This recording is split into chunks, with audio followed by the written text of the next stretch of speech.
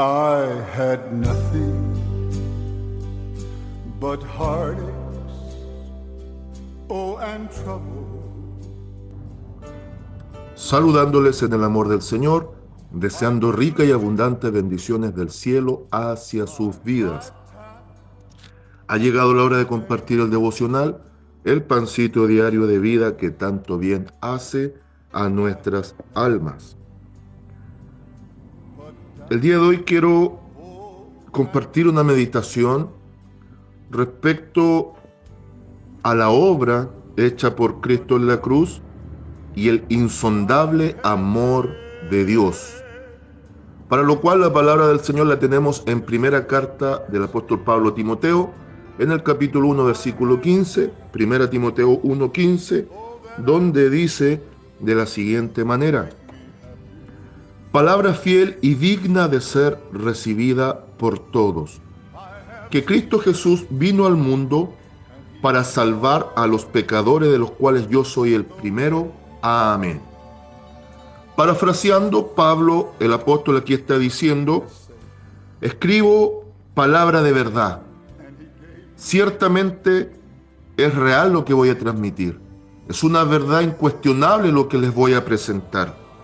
Que Cristo Jesús vino al mundo para salvar a los pecadores, de los cuales yo soy el peor.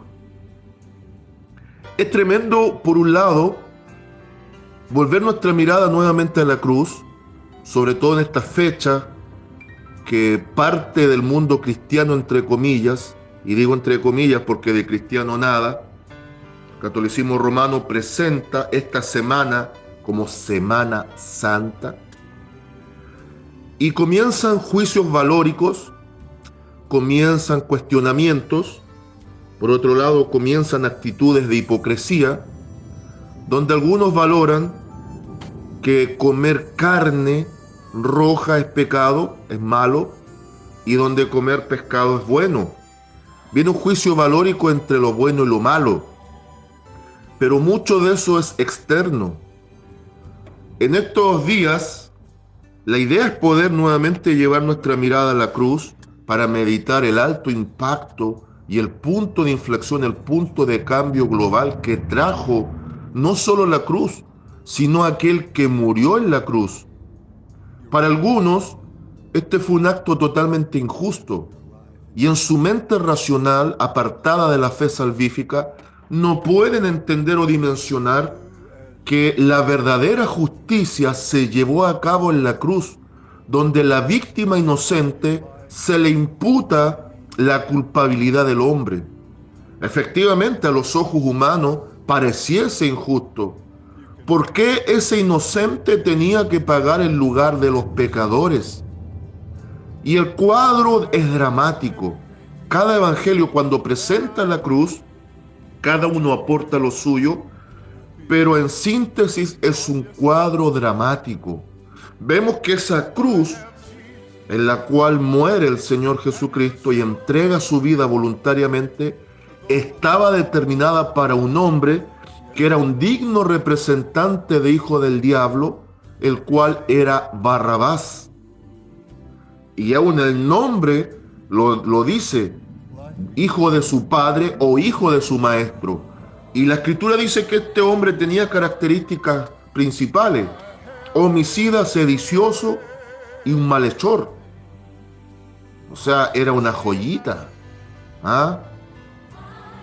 Parecía un político de estos tiempos, parecía un narcotraficante de estos tiempos, parecía el digno representante de una humanidad que camina sin Dios y sin ley. Para ese estaba reservada la cruz. Pero hay un versículo que dice: porque de tal manera, 3:16 de San Juan, porque de tal manera amó Dios al mundo, que ha dado a su Hijo unigénito, para que todo aquel que en él cree no se pierda, mas tenga vida eterna. Y nos hemos puesto a pensar cuál fue la manera con la cual Dios amó este mundo. ¿Alguien puede tener un instrumento de medición para medir el alto, lo bajo lo ancho, lo extenso del amor de Dios? ¿Alguien realmente puede ponerlo en perspectiva y dimensionar el calibre de este amor? Si hubiese alguien, por favor, dígamelo. De tal manera, una manera inaccesible a la mente humana. Por eso muchas veces la cruz parece un elemento de tortura, un elemento de maldición y un elemento de injusticia. Pero bajo la perspectiva bíblica, donde el amor de Él es inigualable e inalcanzable para nosotros, a no ser que Él lo derrame en nuestros corazones, es realmente el lugar perfecto, con el sacrificio único, con la ofrenda gloriosa, que permite nuevamente una reconciliación entre una criatura rebelde, pecadora, inconsistente, ególatra, perversa, corrupta y todo lo peor que nosotros manifestamos como seres humanos, frente a un Dios santo que demandaba justicia por causa del pecado. Y toda esa justicia con la ira divina recae en la víctima inocente, el Cordero Santo inmolado, que es Cristo el Señor. Bendito su nombre. Pero a veces caemos en cuestionamientos baratos. Para algunos, lo que la Biblia no considera pecado, sí es pecado. Para otros, lo que la Biblia sí considera pecado, lo echan al bolsillo como si nada. Y dentro de los juicios valóricos, dentro de los esquemas mentales de estos días, muchas veces surge una falsa piedad externa, guardando ciertos días, igual que la hipocresía presente en el grupo de los fariseos. Ellos no sanaban en sábado, ellos no auxiliaban a un burro ahogándose en un pozo porque era día sábado, sin entender que ellos eran los verdaderos burros que estaban dentro del pozo y que Cristo con su obra vino a rescatar. Hoy quiero que vayamos a una meditación para que nuestros juicios valóricos desligados de la palabra o los conceptos de bueno y malo, pero que estén fuera del marco bíblico, de una vez por todas caigan. Que ya saquemos esa vestidura farisaica, ese traje religioso que a veces también nosotros vestimos, y nuestro juicio de valor respecto a lo bueno y lo malo frente a el ego exaltado de una vez por todas caiga. Si hubiese que titular la meditación del día de hoy, yo la titularía de la siguiente manera. Le pondría un título a esta meditación: derribemos nuestro ego frente a la cruz de Cristo. El apóstol Pablo nos dice algo tremendamente importante y que es necesario meditar. Pablo, en este capítulo 1, cuando habla del ministerio que el Señor le entrega, en ningún momento vemos a Pablo gloriándose de los logros y las metas alcanzadas. La única cosa digna en la cual Pablo se gloriaba era en la cruz de Cristo, porque Pablo sabía que en esa cruz fue crucificado el viejo hombre con sus pasiones. Pablo miraba la cruz de Cristo y consideraba que ese fue el lugar de la justicia perfecta, donde su religiosidad, su fariseísmo, su hipocresía, su mentira, su religión, su vida pasada como perseguidor de la iglesia, todo cuanto significaba muerte para él, en esa cruz, gracias a la ofrenda que es Cristo, todo quedó a cuentas con Dios. Pablo podría haberse gloriado de muchas cosas. Podría haber escrito una carta haciendo una autorreferencia y habiendo dicho: miren, yo soy Pablo, ese que fue perseguidor, pero ahora que soy el gran ministro del Señor, requiero atención y que me alaben, por favor. Pido aplauso. Soy aquel que fundó muchas iglesias. Soy aquel que preparó muchos hombres y mujeres para el ministerio. Soy aquel que goza de todos los dones. Y aunque fui el último de los apóstoles, en cuanto a trabajo paso a ser el primero. Pero vemos que Pablo, él en 1 Corintios 15 se considera como el menor de los apóstoles y que llegó como abortivo, llegó fuera de tiempo. En ningún momento Pablo se dignifica Por el contrario, Pablo se reconoce.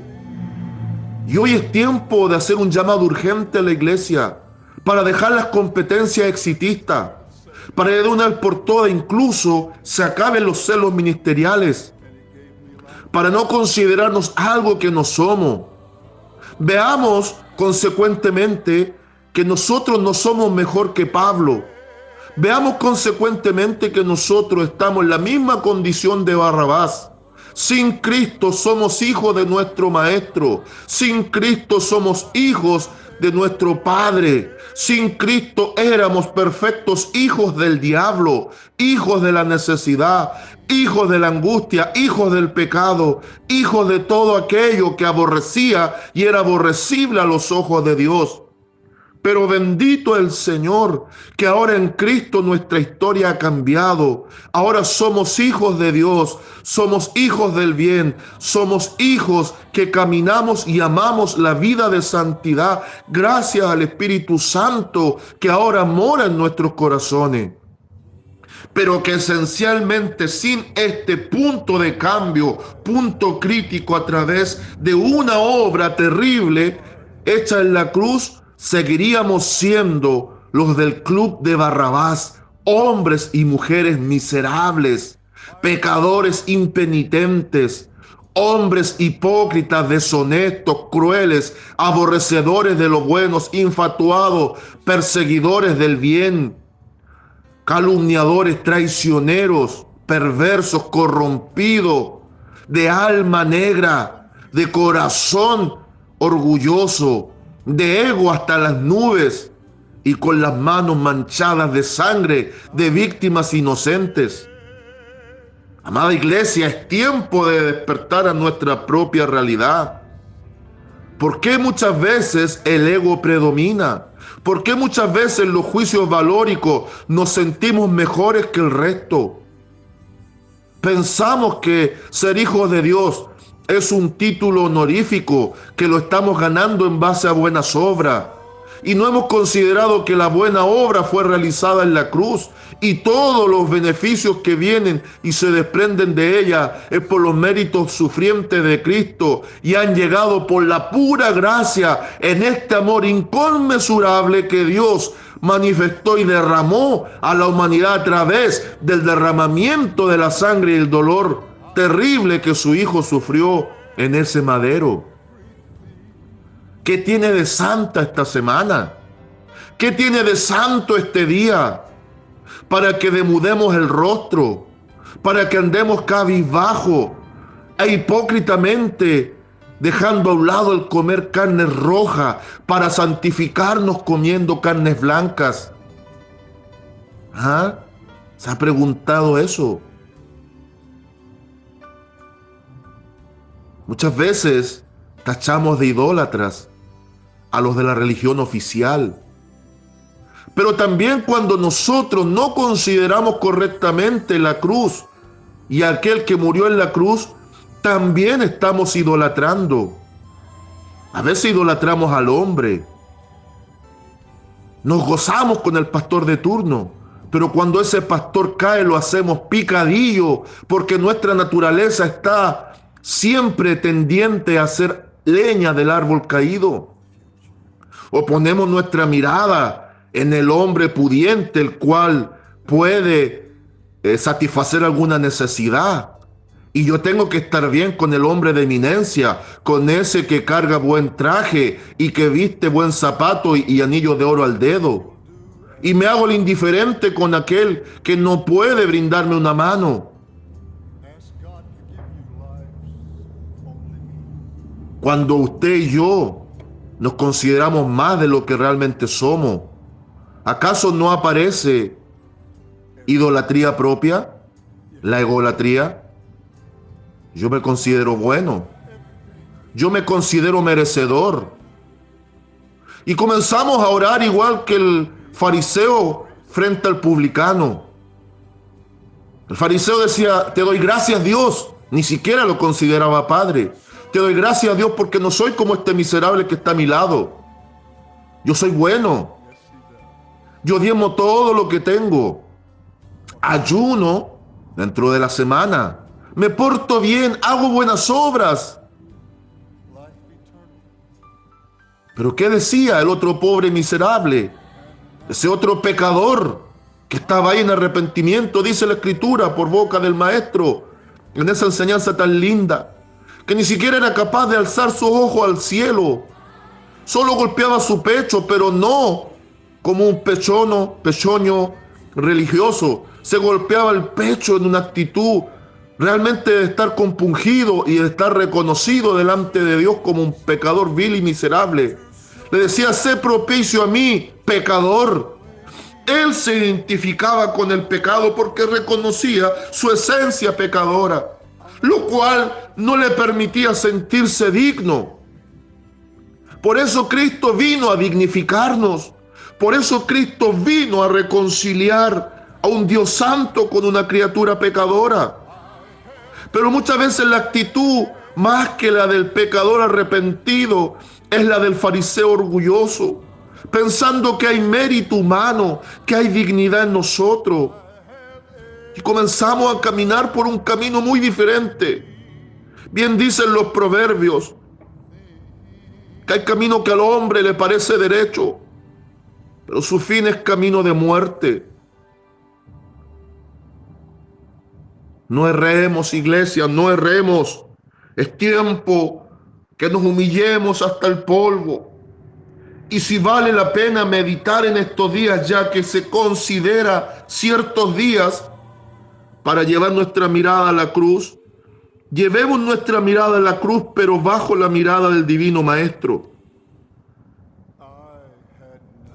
La justicia perfecta vino en base a la ofrenda perfecta. Y en la ecuación matemática de Dios había solo una forma: muerte por muerte es igual a vida. Gracias a la muerte de la víctima inocente, Jesucristo el Señor, fuimos justificados. Por eso en San Juan 19:30 Él dijo: consumado es, ya no se debe nada a nadie. Padre, yo ya pagué la deuda. Ahora estos están como hijos tuyos gracias a mi sacrificio. Pablo eso lo tenía muy claro. El apóstol Pablo también en Romanos nos dice que no tenemos que considerarnos más de lo que somos. También escribe en otro lugar y dice claramente que tenemos que tener un concepto propio, correcto, y al mismo tiempo considerar a los demás como superiores a nosotros mismos. Pero cada tanto la iglesia cae en el exitismo, en la competencia, en el celo, en el querer demostrar lo que no es, considerarse más que el otro, y comienza una competencia absurda de egos que resaltan, y la humildad se va dejando en el tacho de la basura. Cuando el Espíritu Santo mora en un corazón, iglesia, Él comienza a transmitir las virtudes de Cristo. Y Cristo dice de sí mismo: aprendan de mí, que soy manso y humilde de corazón, y hallaréis descanso para vuestras almas. Muchas veces el alma de la iglesia no descansa porque ha comenzado un camino de competencias, ha comenzado un camino de quién se siente más grande que el otro. Pablo, por su parte, dijo algo muy parecido a lo que en su momento dijo en esa enseñanza el publicano. Palabra fiel y digna de ser recibida por todo. Vale decir, les voy a decir algo que es una realidad innegable. Si lo quieren negar, allá ustedes. Pero esto es una verdad innegable. Que Cristo Jesús vino al mundo para salvar a los pecadores. Él lo dijo muchas veces: yo no he venido a los sanos, sino a los enfermos. Porque ¿qué necesidad tiene un sano de ir al médico? Los enfermos vamos donde el médico, no los sanos. Pero este fue un médico a domicilio. Como los enfermos no iban a poder llegar a ese hospital para pedir una consulta con ese médico, el médico bendito de las almas descendió de las alturas y vino en una visita particular a sanarnos por medio de la cruz. En su interacción con Zaqueo, otro digno hijo del diablo antes de Cristo, cierra el pasaje de San Lucas 19:10 diciendo que el Hijo del Hombre vino a salvar y rescatar lo que se había perdido.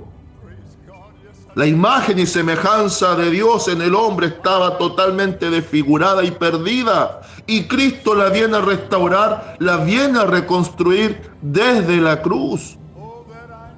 El antídoto contra el pecado, contra ese veneno mortal, es la sangre del Cordero, que ahora fluye por las venas espirituales de los creyentes. Por eso Pablo dice: pongan atención, iglesia, vuelca tu mirada a lo que te voy a decir, para que ya dejes la competencia absurda en la cual has caído y en la religiosidad barata que te está identificando en los días finales.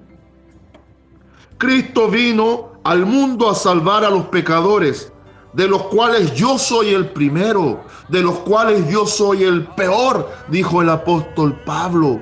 ¿Y por qué usted ministro del Señor? ¿Por qué usted siervo del Señor? ¿Por qué usted, hermano amado en Cristo, mi amada en Cristo, se siente algo si algo somos en Cristo?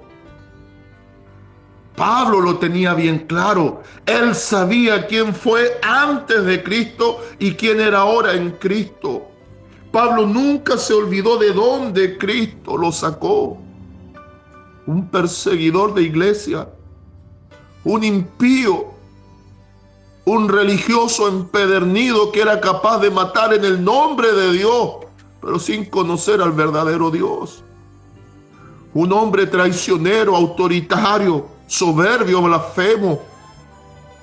Un hombre inconsecuente incluso con sus propios principios, pero que después es capaz de decir: todo lo que alguna vez fui en otro tiempo, lo tuve por estiércol, gracias al llamamiento supremo, el cual considero, y ahora prosigo a la meta con humildad y disposición, sabiendo que solo en Cristo soy algo y sin Él nada soy. ¿Cuántos levantan su mano y dicen amén a esta verdad en los tiempos actuales? Cristo es el único que le da valor al hombre. Por medio del sacrificio hecho en la cruz, tenemos una esperanza viva. Y si algo bueno hay en nosotros ahora, es solo la presencia del Señor, lograda a través de este sacrificio terrible, que algunos solo contemplan de soslayo, porque su corazón perverso les hace sentir merecedores de algo que realmente no merecíamos, pero que el amor de Dios, que es su esencia íntima, permitió frente a una humanidad que moría en delito y pecado. Meditemos profundamente, iglesia, estos días y saquemos lecciones positivas. La consigna, el lema para el día de hoy es el siguiente: si Pablo lo dijo, yo también lo digo y lo creo. Solo en Cristo soy algo. Y el consejo aplica de esta manera: cuando sea el momento, nunca perdamos el tiempo en meditaciones absurdas, pero sí meditemos en el lugar del Calvario, el lugar del tormento, donde Cristo por amor se entregó y nos dio la herencia de vida eterna y bendiciones añadidas gracias a su sacrificio voluntario como la ofrenda perfecta por el pecado. Saludos de amor, paz y bendición desde Longaví a cada uno de ustedes. And He gave me life eternal. And now I have